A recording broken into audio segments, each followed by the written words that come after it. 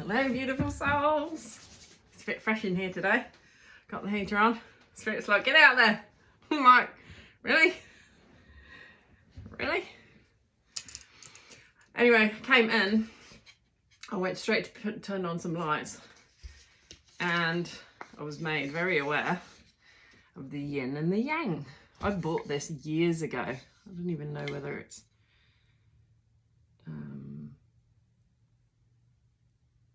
yeah. Can't even remember where I bought it, to be fair, but you know the bizarre thing, you know, this used to be timber that carried on, but look how both sides, when this was broken off, not long, this was broken off too. So they're still in balance. Obviously, when you see the symbol of the yin and the yang, with the black and the white, the vice versa. But you know, if this is white, that's black, and vice versa. And then this is black, and the inside is white. So there's always a part of each piece inside the other. Now I was like, okay, I thought, right, I'm gonna just have a quick research on this. But it's the balance of two opposites. Isn't that a twin flame, to be fair? I think. It says, I don't know whether I say that right, but in Taoist metaphysics, distinctions between good and bad, along with other dichotomous moral judgments, are perceptual, not real. So the duality of yin and yang is an indivisible whole. It represents the dualistic nature of existence and the interdependence and balance between opposing forces or elements. It's the symbol of balance. You know, we can get so caught up in judgments of good and bad, right? And we go on about karma. And I actually have I put something out there because of something that happened about, you know, karma, that if, you know, if you steal from someone, you reap. Maybe, you know, the universe will deal with that in its own way. And I think that's true. But I think humans can really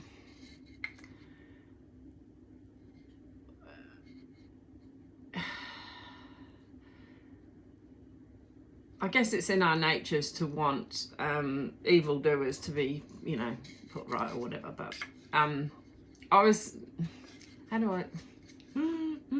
there's so much to this, isn't there? That's why it's hard to actually articulate. You get it just by looking at it, right? You could say, okay, these are completely two opposing forces, right? That are against each other. You could almost say that there's people come into your life and they oppose each other because of indifference, whatever. But there's always a collective reason for the wholeness. So basically it's coming back to self, which self is actually in the whole. So there's no such thing as separation. I think that's what I'm trying to say. You can see that clearly with these. I'm glad I got these because sometimes a visual, something visual can get a message across better than the words, which I'm struggling to find. It's like a counterbalance. I like going to the gym, right? And you know, when you're you know, you maybe get, even if you got dumbbells, right, and you're just going like this, and as you're going like this is contracting, hence it will grow. This is actually expanding, so this is lengthening. And then as that goes out, that then comes back. So you both are as important to the whole to keep it in shape. And you always notice if you work on one exercise too much, then you're going to be obviously getting one thing, you've focused on that area, but well, what about this area? You hear what I'm saying? It's like, okay, I'll work on my upper body, but I won't worry about my middle. And then you look at your middle and you're going, actually, I'm looking quite good here, but I think it's this that needs working on. So it actually all works in cohesion, doesn't it? So that's really the collective at large. So we're all out there doing our thing, right?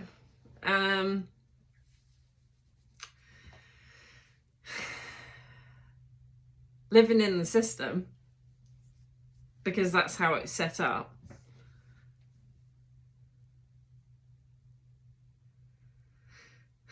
And there's nothing wrong with that per se, but it's coming from a level of consciousness. But there'll always have to be another balancing of what's, because clearly we've gone into more of slavery, and you've got to do. Perpetual doing. Well, like my husband, him and I, we had a contracting business together, and we were owner-operators. We were doing it all the time. And of course it was seasonal, so it was like constantly pumping it out, literally, to the point where your body is exhausted.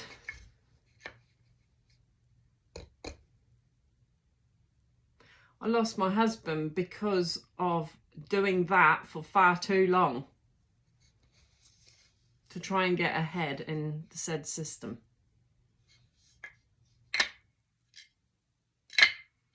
I'm afraid something had to give.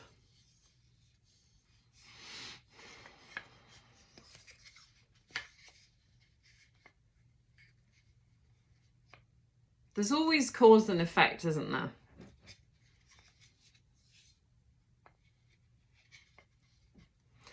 The system pushes you to perform, to meet targets.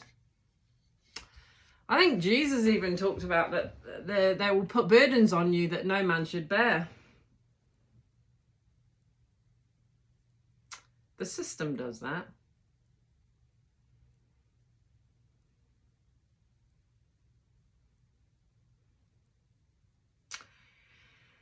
So I guess that comes back to why I'm here, because I'm speaking from experience. I don't know. You guys know this stuff. It's in your heart. You know, you see it. And also, you can see it in people's bodies. They're getting fatter. They're going to instant food. They're going to energy drinks, of all things. Death in a can. Literally, the symbols on some of those energy drinks are literally death in a can. Toxic. Poison.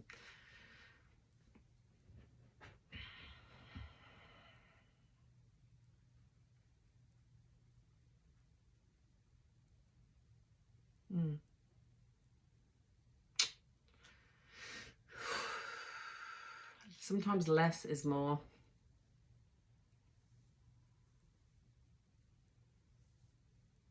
I'm done with the system.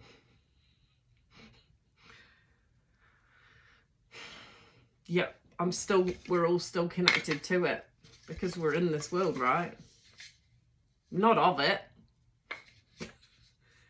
but we're in it. So you're still part of it. We can be part of the problem as well. So consciousness is, where for yourself, what can I do in my life to make my life easier? What things can I research, look into?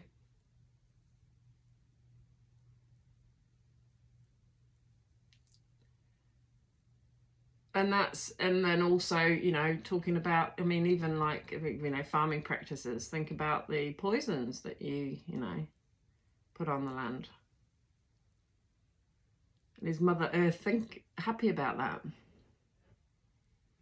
But you do it because you want more yield, right?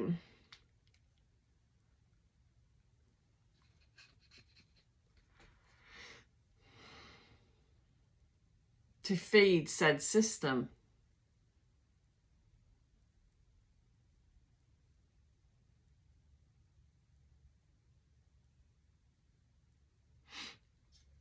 Are some of those practices toxic to human consumption?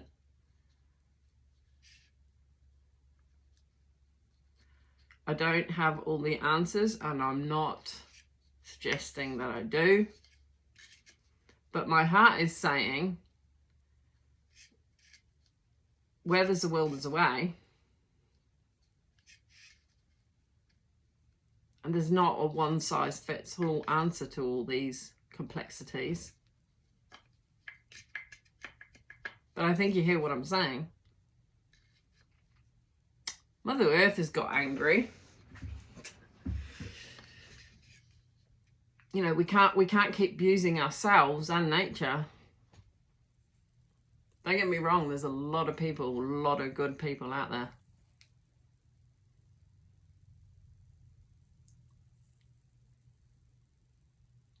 Ironically, the system wants you to, you know, if you noticed, even with farming, it's become so corporatized. So that those true blue farmers that were, you know, got it in their blood and their DNA are slowly being dwindled out.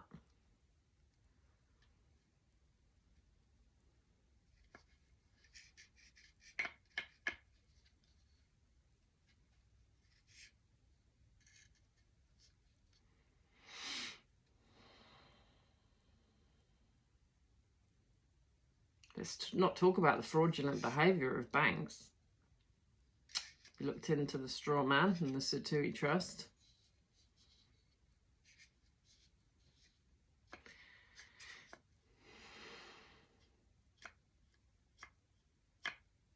How much bullshit are you willing to take until you say enough's enough?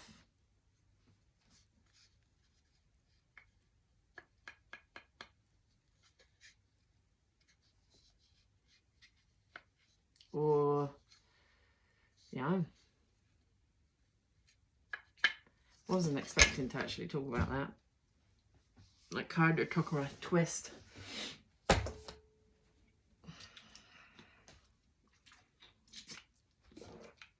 Wow.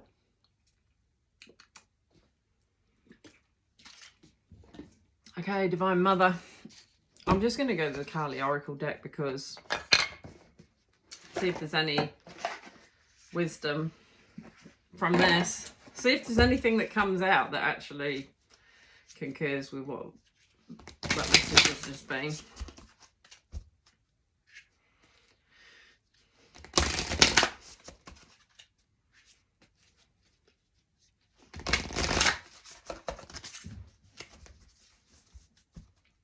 Okay.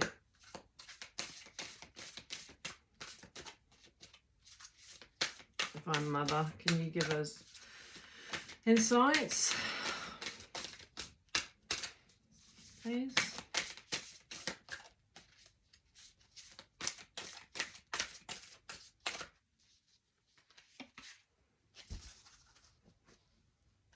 Yeah, I'll take that one. 39.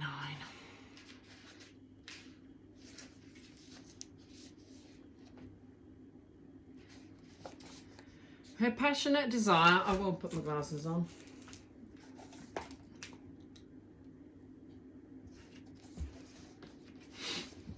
Her passionate desire for your liberation is unflagging. Yeah. Liberation from a system. Let's be the balancing effect, eh? And so your relief shall come swiftly. Oh, thank you very much, Mother. She is speaking to you from within. She is the voice of reassurance. Can you hear her? Trust her. Soon you will see things in a better light. You are going to be liberated from the struggle you are currently experiencing. Be true to yourself and your life path, and you will attract the way forward as obstacles disappear. Do not turn away, for you are destined to overcome all opposition, bringing your sacred path to fruition. Wow. It's going to be a balancing, the yin and the yang. We can be grateful for what's occurred, because unless you become aware of something, even, you know, fraudulent behavior, how can you deal with it?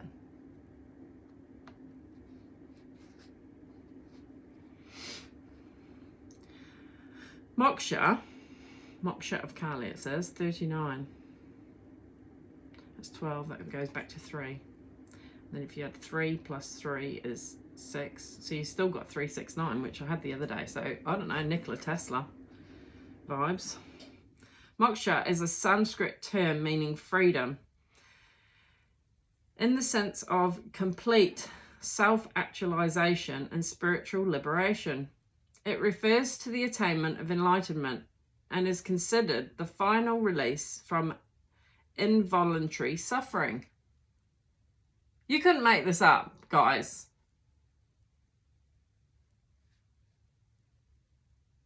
That whole spiel that I did before, and then you saw how that just came out. This just backed me up.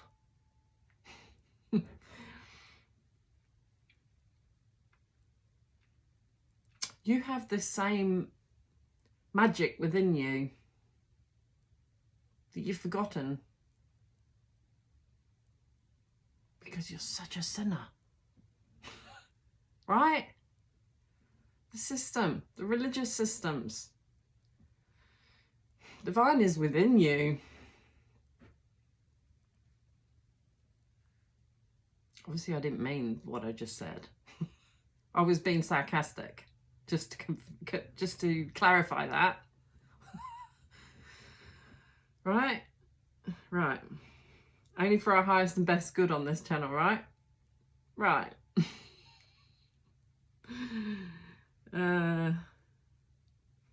It refers to the attainment of enlightenment and is considered the final release from involuntary, we didn't sign up for it, suffering.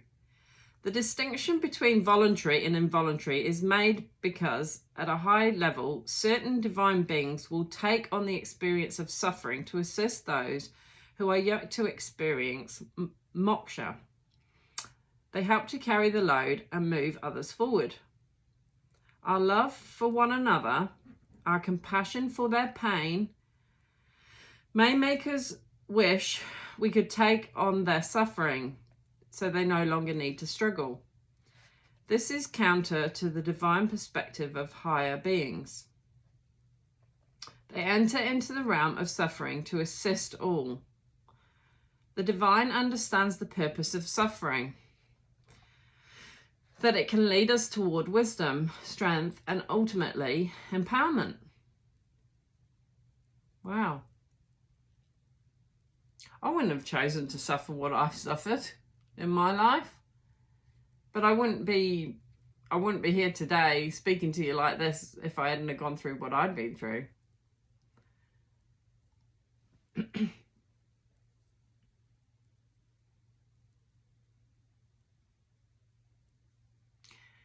Have you been through hell and back in this life?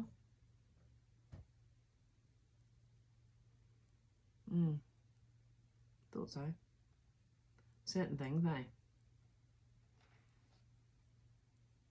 But just think of the muscle that you've exercised through going through that suffering. I had a friend called Marie. She was older than me. She was like a spiritual mum. She came to me, actually her energy was around me the other day. Actually, because I came across a cream, a face cream that she'd made, and I've still got the pot, and I've actually still got some of the contents in it. I was putting it on my face and I said, thanks, Marie. Anyway, I said to her, how come you, out of all my friends, you know, out of all the people, you're the only one that can actually see me? And she said, because I've suffered there. I'm like, oh, you're great, thanks. It's a great consolation. So we have to suffer to get to this attainment. I was like, who would choose it? You just wouldn't. And, you know, you see other people and they seem to cruise through life and holidays and this and that, you know. But you're only looking from a limited perspective, right? We're all at different places in the workshop. Anyway, where was I going with that? Yeah, anyway, we'll continue. There is an art to alleviating suffering without depriving the soul of the growth it can bring. There are loving, divine beings of great wisdom willing to help those trapped in suffering at all times. Yeah, like she was to me. Again, back me up. Thank you. You can do this to your spirit team all the time. And I suggest you do. You just say thank you. You don't know where it came from, but it's like, yep, chirp. Chirp, that's a real Maori probably thing. I don't know what it is. I think we will chirp her. Oh dear. Must be the this Maori thing that I'm wearing. Sorry, I'm a bit ignorant, but it was given to me by a where I used to work up in up north. A guy called Wayne. He was a Maori dude. I'm sure his name was Wayne. Real tall fella, lovely fella. And yeah, he gave it to me. And often you find with these sort of things, it is best to be given it instead of buying it for yourself. So it has great meaning to me. So he'll never be forgotten. Bless him. Right, where am I? We can call for assistance whenever we find our pain difficult to bear. Yeah, you're going to go through it. And it could, yeah, anyway. Including the anguish we feel when faced with the struggles of others. These divine beings have sufficient wisdom and higher understanding to help in ways that create benefits for all. There are times when suffering is so great that it threatens to overwhelm the soul. Yeah. You know that hell when my husband died? Well, actually, to be fair, because of the system, I was crying out that it felt like hell. I actually remember complaining to God and going, well, if this is getting ahead, it feels like hell.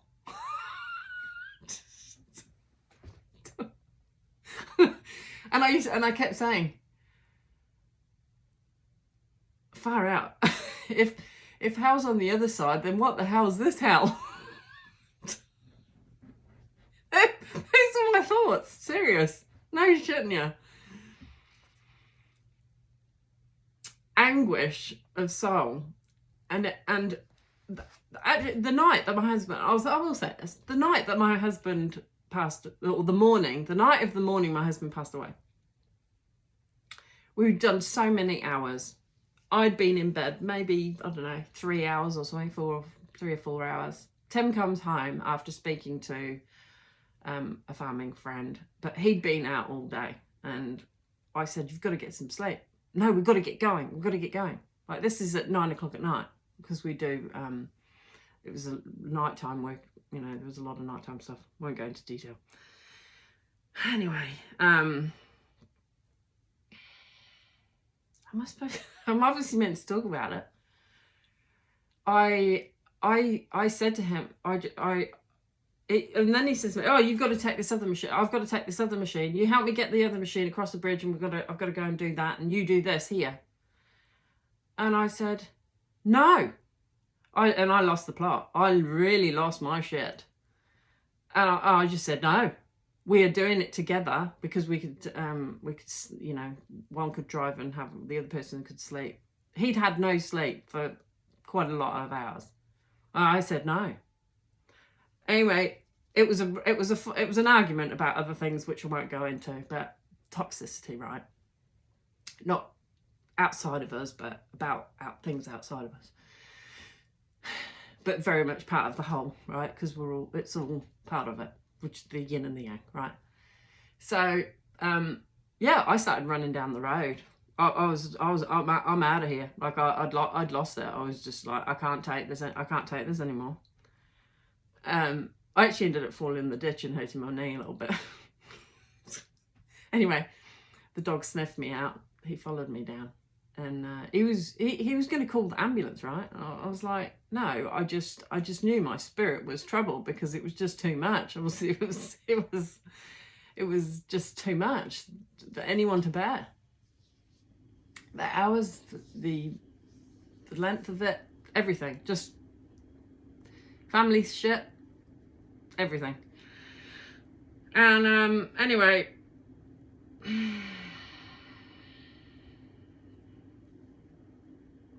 yeah, I got my way. So he slept, which I was glad to see. And then we swapped a couple of times. He did 2 video messages, videos actually, but still on his Facebook page today. And of seeing the sunrise. Then I carried on. He was going to have another sleep right beside me, and sorry if this is a bit scattered. I'm reliving it. And yeah, the machine broke down. He said, we've got to go back and get another attachment in the yard. And anyway, he was starting to use a torque wrench, and he said he was getting this stuff come up, and he said, come on, we've got to get this done. And then he said he's going to head to his mum's and get some Gaviscon or whatever. And anyway,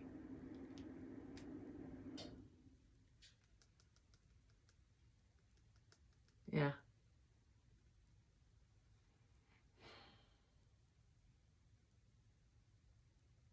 he I carried on. He said carry on, and the alarm bells weren't ringing, and he had a massive heart attack after having a shower, but unfortunately no one was home, and his brother found him. And then I was by the machine, and all of a sudden just fell onto the wet concrete because I was trying to get this machine front ready. And I stood bursting into tears. I didn't know anything, right? And well, my conscious self didn't know anything. Burst into tears, and I just said to myself, I'm going to go and be with my husband now. And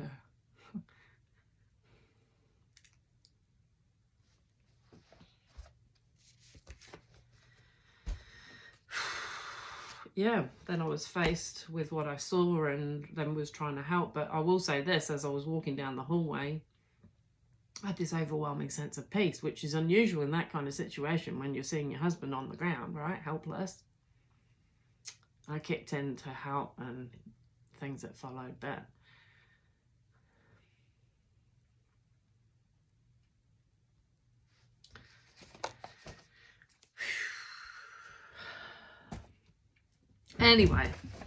Anyhow,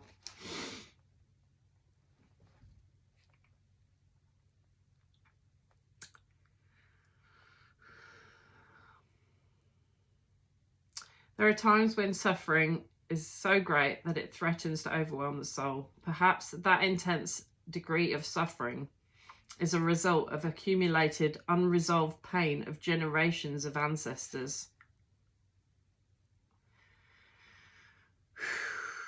Resting upon the spiritual shoulders of one family member. Oh, divine, you cut to the quick.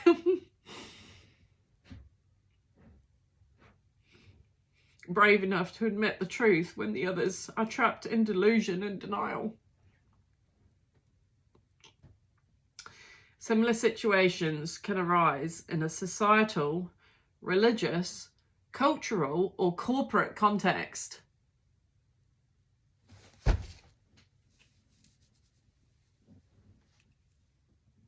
Hello?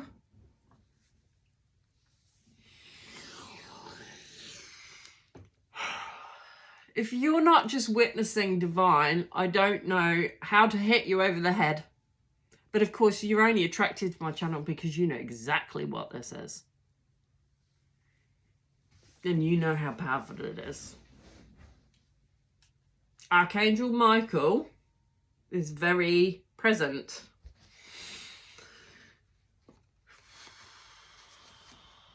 I've never read this before. You saw how it came out.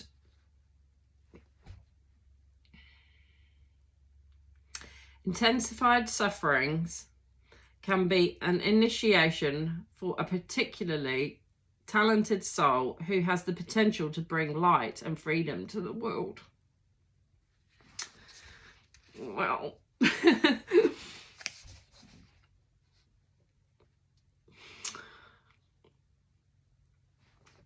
you're getting a bit personal now, Divine. Stop it. To achieve this, that soul must learn to deal with the darkness in equal measure. That typically entails periods of intense struggle until the best methods are realized to find peace and awareness without being overcome by pain.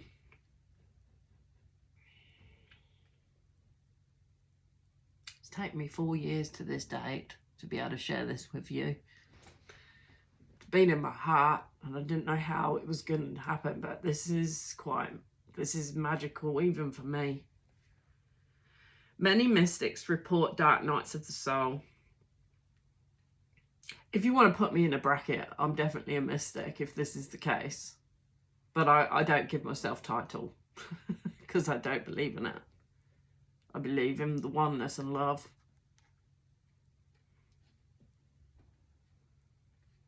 I think egos need to drop titles.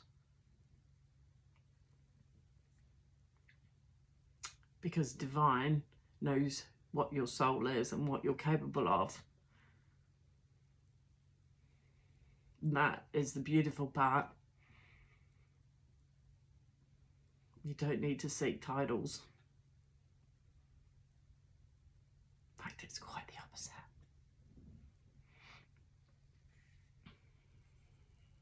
Many mystics report dark nights of the soul as struggle with negativity, suffering and pain of various kinds that last for a long time. This has been going on a long time. In fact, the toxicity of what I suffered with my husband, with it all, was so bad. My throat chakra was literally blocked, full of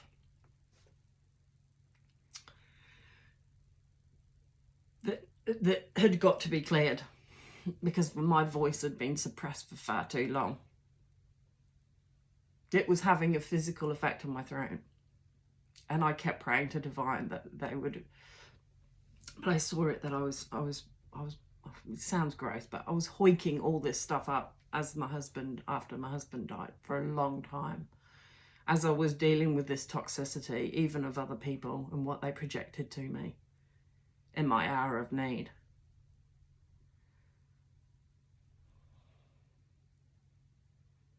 When no one was really there because they've never suffered. Not to the depth that I needed. And I kept saying to divine, why have all my teachers or helpers left? And I definitely felt like I was going through the fire.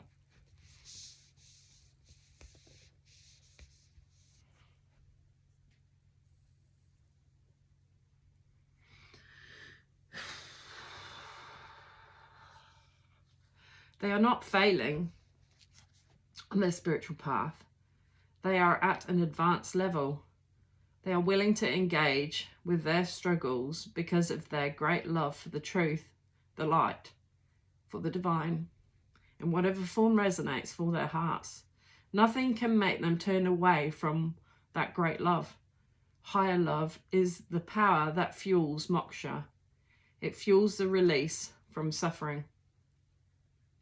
It is spiritual juice to keep doing the inner work, to seek the path through and refuse to give up, even if we are still figuring out what our persistence is going to look like today. Suffering must precede the glory. It's also biblical. But we often want to avoid it, don't we? Who wants suffering? You won't choose it. But your soul did. Because you wanted to be the balance in the world. The moksha of Kali teaches us that our suffering is no source for shame, but rather a badge of spiritual honor, acknowledging that we are deep on the soul's healing pathway. However, that doesn't mean that the more we suffer, the more spiritual we become. Oh no. Oh no, I'm hoping that the suffering, I'm done with that. Come on. We're done with that now. Shoo fly, don't bother me.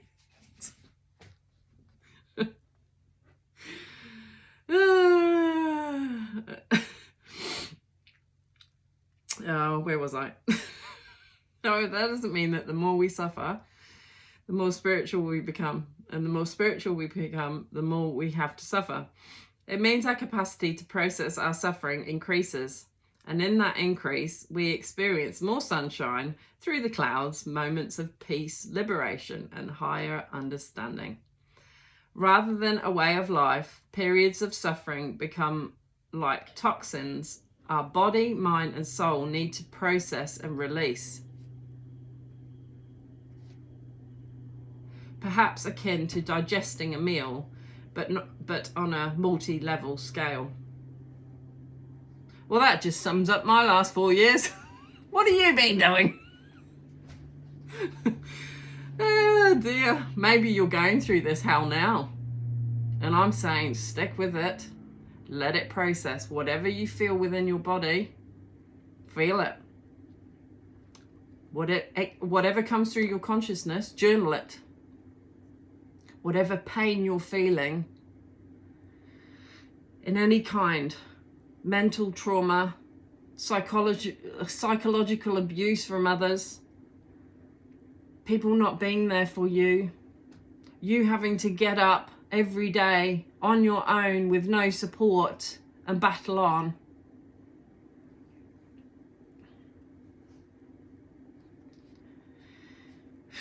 I acknowledge you for getting up. Keep trying. And the warrior's been face down in the dirt, beaten. Yet you still get up. That is courage.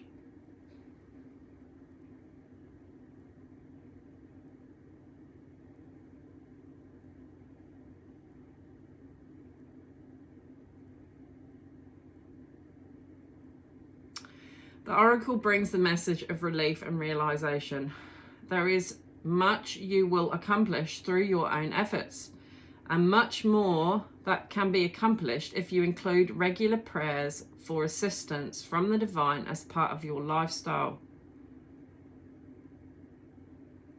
Seek, ask, seek, find, and it shall be given.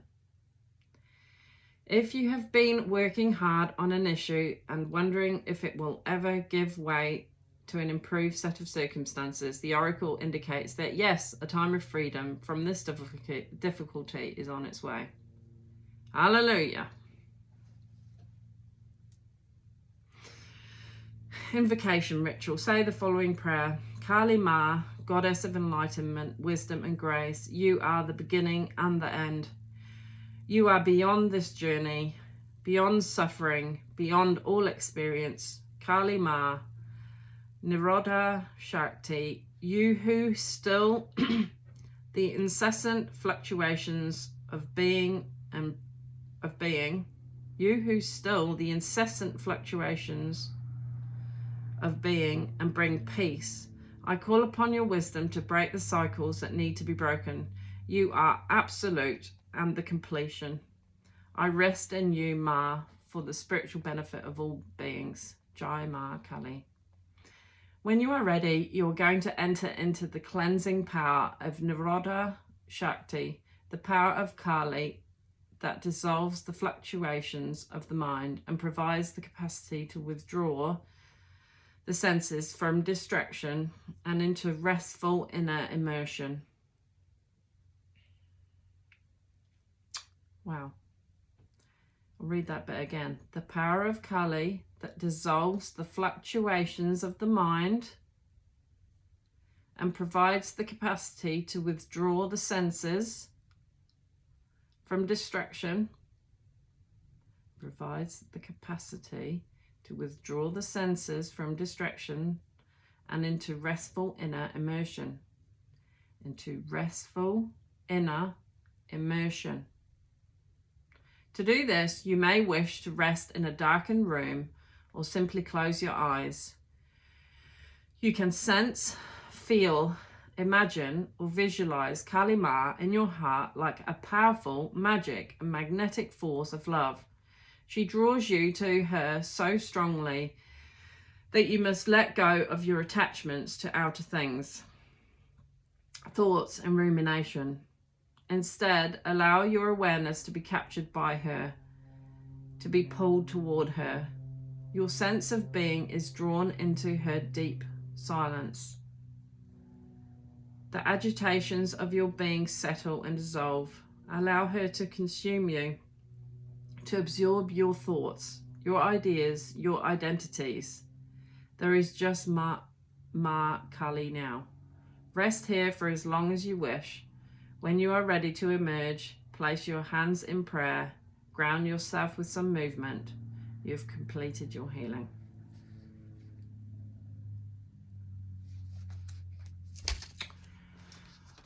Wow. You've blossomed.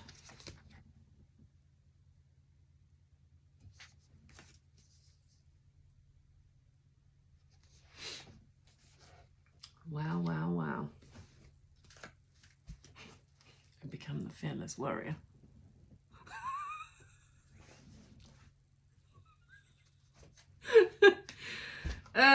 Funny. Right. I think there's nothing else to say, is there? I think what we need to do those 3 big deep breaths in, because we didn't do it at the start, did we? Right, breathing in. Hold and release. Big deep breath in. Hold and release. Big deep breath in. Hold and release.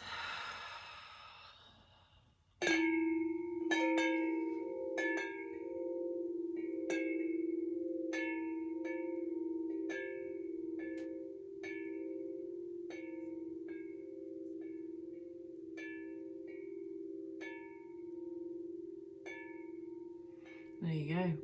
Everything's here to help you, including the path of suffering, which we do not like, but is making way for greater understanding, compassion, love, genuine feeling of a brother or sister and what they've experienced, so that you can be prepared to help another. Arm in arm, bringing about greater fulfillment and heaven on earth. Yeah, heaven on earth. On earth as it is in heaven. Love you. Bye for now.